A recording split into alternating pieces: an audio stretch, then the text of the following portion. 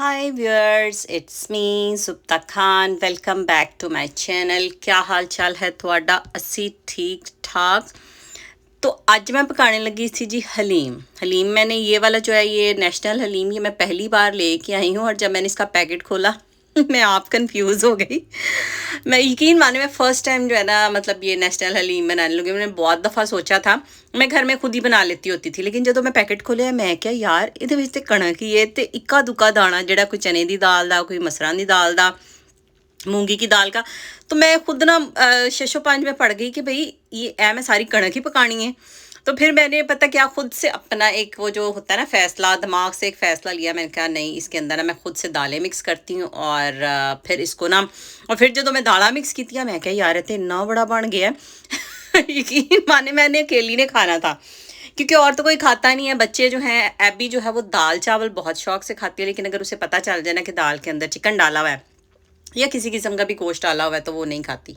तो मैंने इसके अंदर जो थी अपने हिसाब से जो थी वो दालें मिक्स कर ली थी। और मैंने इनको क्या किया था मिक्स करके ना, तो मैंने इनको ना दो हिस्सों में तकसीम कर लिया था। तो मैंने इसके अंदर चने की दाल, माश की दाल, मूंगी की दाल, और माश की दाल जो थी वो मैंने छिलके वाली डाली थी। और एक और दाल डाली थी मैंने, मसरन दाल मैं भूल गई सी, वो मैं एंड च पाई सी। लेकिन मैंने ना एक होती है उड़द दाल, ठीक है, वो भी मैंने इसके अंदर मिक्स कर ली थी। तो इसको मैंने जो थी ना, देखा ना, मैं भूल गई सा मसरन दाल अखीर च, मैं कहनी सा वो पार्ट पता नहीं कितने गया। तो ये मैंने दो हिस्सों में तकसीम कर ली थी। हम जी कैसे सेव करते हैं अपने सर्दियों गर्मियों के कपड़े, कि ये है जी एबी जोल का, हम लोगों ने ना साइजेस लिखे होते हैं। और इस तरह जो है वो कपड़े हम इन प्लास्टिक के बिन्स में डाल लेते हैं। ये जिस तरह ये साइज़ है ना, ये मैं आपको दिखाती हूँ। हम लोग रखने लगे थे, ये देखें 10 से 12 साल वाला है। तो ये रोशनी के जो है ना, मैंने संभाल के रखे हुए हैं। जैसे जैसे फिर अभी को साइज़ पूरे आते जाएंगे तो हम लोग रखते जाएंगे। ये बहुत सारी जैकेट्स, ये देखें इतनी है ना। तो रोशनी आपको पता है कि यहाँ पे रहती तो बहुत कम है, तो उसके कपड़े जो होते हैं वो हम ख़रीदते रहते हैं और वो नहीं रहते हैं। अभी ये देखें 6 ऐसा। और ये वाली जैकेट जो है ना, ये पूरी आ जानी है एबी को अब सर्दियों में। तो ये मैंने निकाल लेनी है, उसको पहना के देखेंगे। और जो जो कपड़े उसको पूरे आ जाने हैं हम लोगों ने कर लेने हैं। और ये देखें, ये भी हैं कपड़े इस तरह, बहुत सारे ड्रेसेस जो हैं ये मैंने, ये देखें रखे हुए हैं, जो संभाल के रखे हैं। जैसे जैसे उसको पूरे आते जाएंगे तो अब जो है ना, एबी जो है ना वो अवॉइड करती है कि उसको जो है ना नहीं पहनने लड़कों वाले कपड़े। तो ये जिस तरह ये 12 साल वाला है तो इसको 12 साइज़ है। तो ये जो है ये मैं इसमें इस तरह करके सही तरह से रखूँगी। अभी मैं वैसे रख रही हूँ। और ये देखें, ये मेरे पाकिस्तान से लाए हुए जो कपड़े हैं ना, मैंने इनको कैसे किया हुआ, ये प्लास्टिक के जो है ना बड़े बड़े वाले ये ज़िप लॉक बैग्स जो होते हैं। मैंने ये चीज़ सीखी थी अपनी सास से। उन्होंने अपने कपड़े जो थे ना सारे इस तरह उनको दुपट्टे में पैक करके इस तरह ना सारा रखा होता था। तो उन्होंने मुझे कहा था कि तुम जो है ना ये ज़िप लॉक लो और इसमें अपने सारे जो कपड़े हैं ना इस तरह रख लो, क्योंकि क्लोज़ेट में तो इतनी जगह नहीं होती रखने के लिए। तो फिर मैं इनको इस तरह जो है ना ये पैक करके, तो सारे जो हैं ये मैंने पाकिस्तान से जो लेके आई थी कपड़े, ये देखें ये मेरे पास ये पुराने कपड़े जो है ना वो सारे फिर मैंने इस तरह करके पैक करके तो इनमें रख दिए हुए हैं। ये भी मेरा है। अब तो खैर भावें मैं फिट ही ना हूँ इनमें ये तकरीबन मैंने एक एक दफ़ा पहने हुए हैं। और ये मैंने मेरे कपड़े रखे हैं, ये हैं, और बाकी भी मैं आपको दिखाती हूँ। कल से जो है ना हम लोगों ने ये सारे जो है ना गर्मियों के कपड़े जो है वो उसमें से निकाल के तो रखने शुरू किए हैं। तो मैंने कहा मैं आपसे ये भी शेयर करूं कि इन मुल्कों में हम लोग अपने सर्दियों गर्मियों के कपड़े जो है ना किस तरह समेटते हैं। ये देखिए, ये इस दफ़ा जो मैंने पाकिस्तान से सारे शादी पे कपड़े मंगवाए थे ना, मैंने अभी तक ज़िप लॉक बैग में इनको नहीं रखा। तो मैंने सारे ना इसमें प्लास्टिक के बिन में ना नज़र आने शुरू हो जाते हैं। और यहाँ पर लगाएँगे हम एक टेप, डक टेप, और उसके ऊपर लिख दूंगी कि ये शादी के कपड़े हैं या जो कुछ भी। और ये देखेंगे डक टेप लगाई हुई थी, तो यहाँ से हटा के अब ये मेरे ख्याल पता नहीं इसके कौन से कपड़े हैं, इसको भी खोलें तो ये जूतियाँ, ठीक है।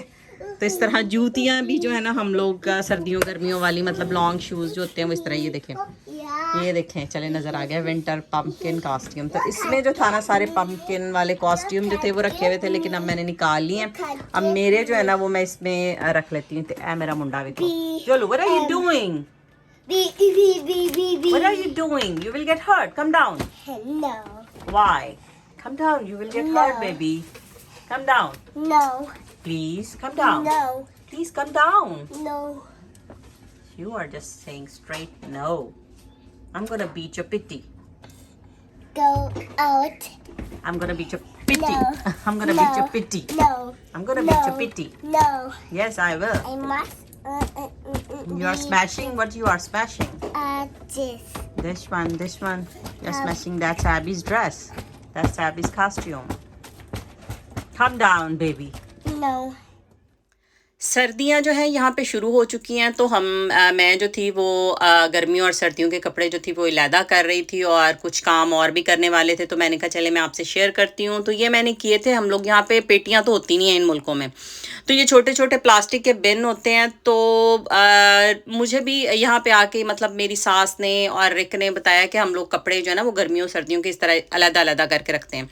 तो फिर मैंने कहा चले मैं आपसे भी शेयर करूं। आप लोग भी शायद कोई ना कोई सोचता ही होगा कि ये लोग कपड़े जो हैं, पेटियां तो होती नहीं हैं तो कैसे रखते हैं।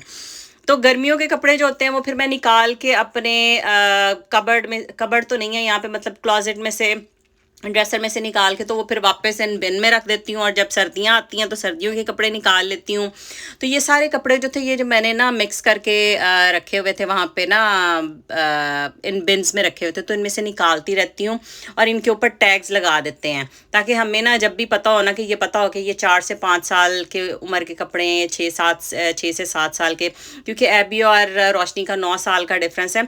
तो मैंने मोस्टली रोशनी के कपड़े जो है ना वो संभाल के रखे हुए हैं, ताकि आने वाले वक्त में, क्योंकि वो यहाँ पे रहती तो है नहीं जैसे मैंने आपको बताया, तो उसके कपड़े जो हैं वो एबी इस्तेमाल कर सकती है।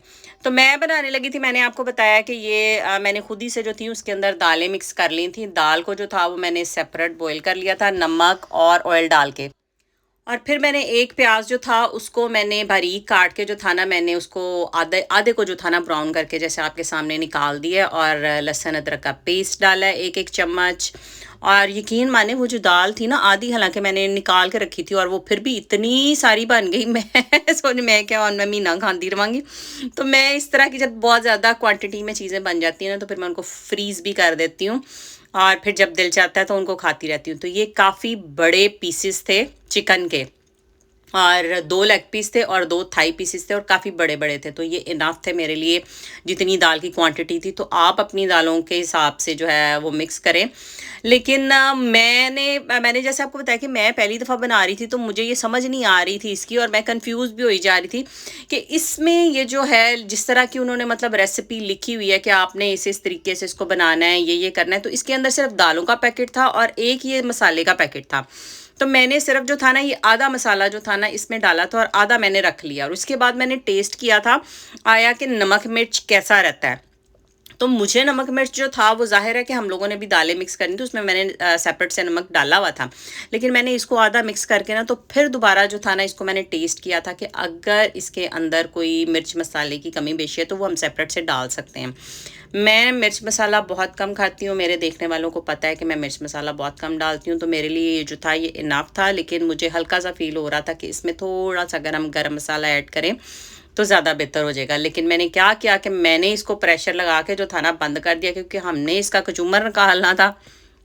तो मैंने इसको प्रेशर देके मैं क्या कितने में कर दी रही हूँ कि झटपट सा हलीम जो था ना वो मैंने चस्का लगाने के लिए ना अपना बना लिया था, क्योंकि मेरा आज दिल कर रहा था कि ना कुछ जल्दी सा बना के ना, हालांकि बहुत जल्दी नहीं बनता, मैंने कहा जल्दी जल्दी झटपट जो है ना वो बना के रख लूँ। तो इदा जड़ा दालों का जड़ा फटक्का वजा सी वो कितनी ज़्यादा वो जो स्प्लैश हुई थी ना, मैं बाद में खुद ही हंस रही थी। मैं क्या लो जी अब तो मैंने डाल दी ना, तो मैं इसे निकाल के दोबारा रीप्ले कर सकती हूँ। मैं क्या कोई बात नहीं, हम ख़वातीन जब खाने बनाती हैं तो बहुत सारे ऐसे इंसिडेंट्स होते रहते हैं, तो कोई बात नहीं। खैर मैंने इसके अंदर थोड़ा सा जो था गरम मसाला ऐड किया था। तो और हम लोग कहते होते हैं कि जी बहुत सारी चीज़ें जो थी ना आज मैं देख के खुद ही अपनी हंस रही थी कि हम लोग जो थे ना मतलब हम कहते हैं कि रेशेदार हलीम, अगर आप ये हैंड ब्लेंडर बना रहे हैं ना तो इससे रेशेदार हलीम नहीं बनेगा। वो क्यों नहीं बनेगा? क्योंकि ये सब कुछ जो है वो ये कह लें कि बहुत ही स्मैश हो जाएगा बिल्कुल।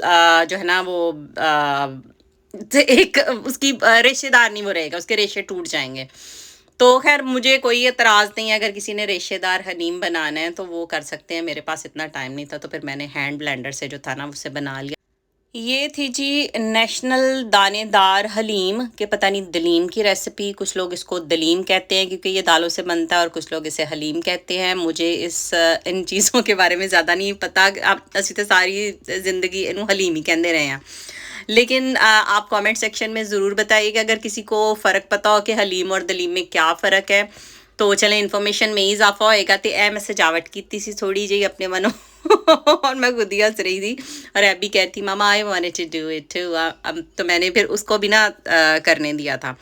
तो एबी मेरी पार्टनर है इस हलीम और दलीम को बनाने में जी। तो इसके साथ ही मैं लूँगी आपसे इजाज़त। कल मिलूँगी आपसे नए व्लॉग में। अपना ढेर सारा ख्याल रखिएगा, दुआओं में याद रखिएगा। मेरे चैनल को सब्सक्राइब, लाइक, कमेंट और शेयर ज़रूर कीजिएगा। खुदा हाफिज़, लव यू ऑल।